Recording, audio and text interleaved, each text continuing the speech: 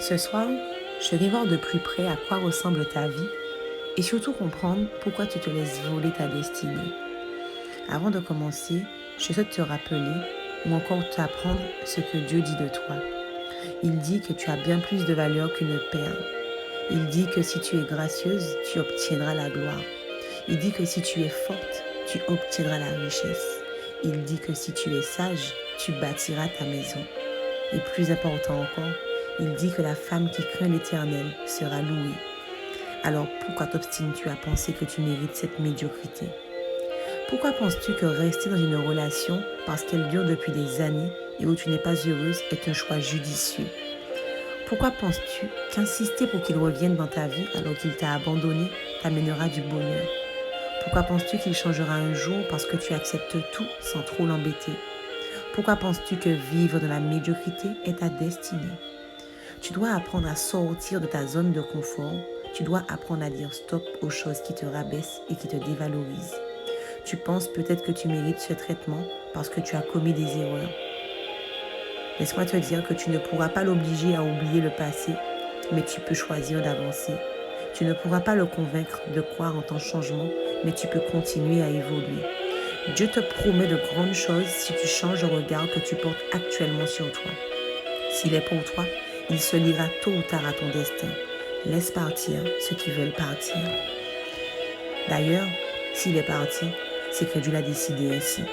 Aucune parole, aucun acte, aucun changement ne le fera revenir. Tu sais, tu vas t'en sortir, tu vas t'en remettre. Nous sommes très limités. Nous regardons à ce qui frappe à l'œil. Mais Dieu, lui, il voit beaucoup plus loin.